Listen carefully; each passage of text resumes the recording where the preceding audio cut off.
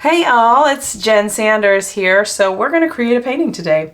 I wanted to keep this video pretty short and sweet, so we're just going to get right into it. This is a canvas that I stretched myself. You can see, I have my stretcher bars here, stretched the raw canvas. The only thing that I've really done is taken a really good lint roller over this quite a few times, and I made sure I got the sides and everything. So as far as color palettes go today, I got these cards. I got this color cube set in the mail, and it's basically a couple boxes of these color inspo cards, and I've been going through them and just picking out my favorites. So we're just going to kind of go through, and I'm going to show you what we've got here and why I like these so much.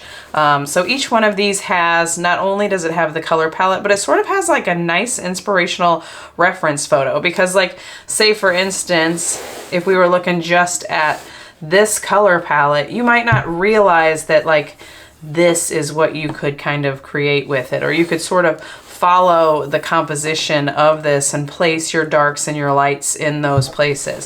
So I kind of like those as references.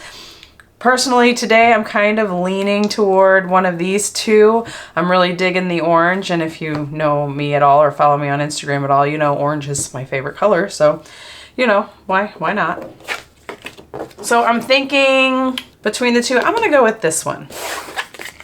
And then again, if you follow me on Instagram, I've been trying to kind of go through one of these palettes at a time. So I've already created several paintings using each, so I'll probably go through these and you can follow along with me on there. So if you're interested in seeing what I come up with the rest of these palettes. But we're gonna start off with this one. And we have kind of the color palette here, and the way these work is on this side, so this and this side are the same. They make it to where you can kind of match your colors up, so as you're working you can kind of compare. And then you have down the middle here, this is also the same as this, but then you have 20% lighter and 20% darker, or 20% white and 20% black is really what it is, your tint and your shade here. So it also gives you some good ideas on how you can use the same color palette to add some depth and contrast. And so I'm going to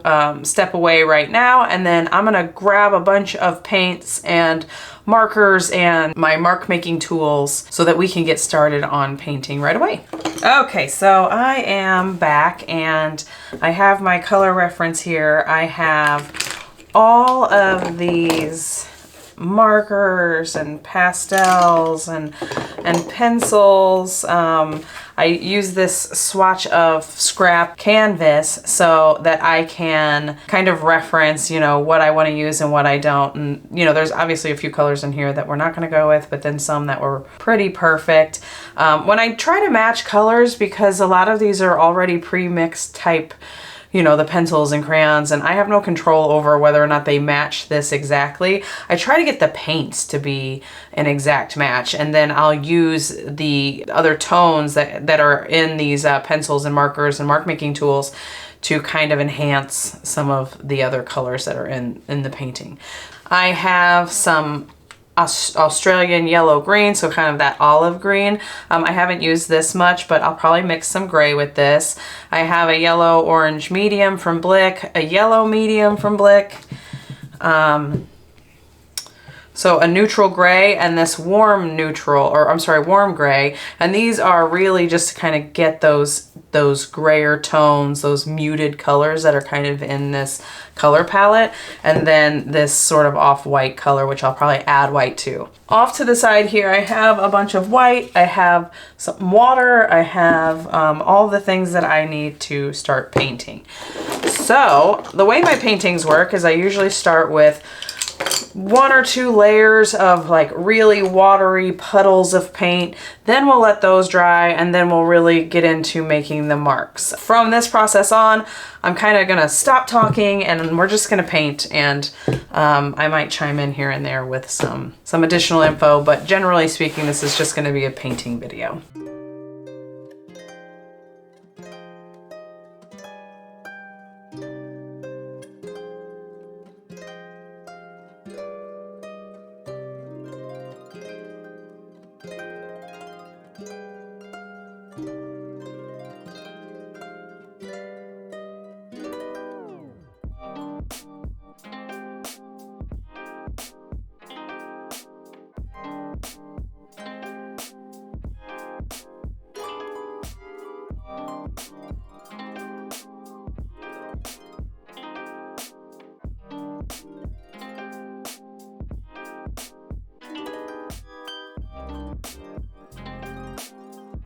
Now once this color dries, it actually looks completely different. So if you're thinking it looks a little light or kind of like chocolate milk, it won't.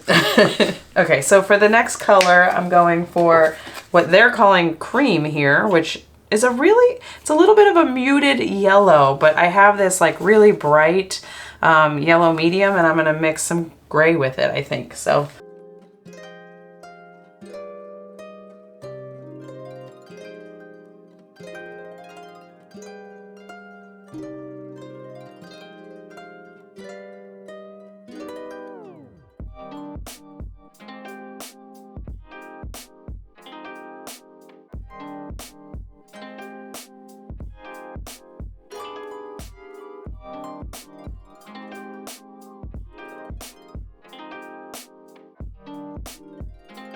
okay, so that is the first layer. This is where we're gonna stop for now and let it dry, and I will be back here shortly as soon as this dries, and we will complete this painting by adding all the marks and everything to it, which actually goes by a lot quicker.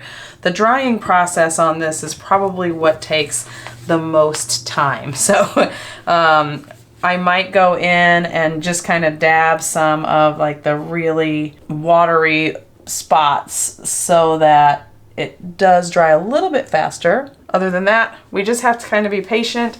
This is the beginning of our painting. So here we are after it has dried, and one of the things that I like to point out about these Blick paint colors is they always tend to dry a little more vibrant and a little darker than they look when they're wet. You know, some of these colors don't necessarily, like this matches up pretty perfectly with this cream color, and you know, we've got a lot of the tones from that marigold color that worked out perfectly, but then you've got some darker tones which are a little brighter and a little more orangey yellow, but it's perfect because it sort of adds that contrast. So while the colors may or may not be spot on, they are in spots, and then you just kind of get these like pops of vibrancy throughout the painting. So that's something that I like. Now I have gone ahead and kind of mixed up a green color, and I was testing that here. So I have that.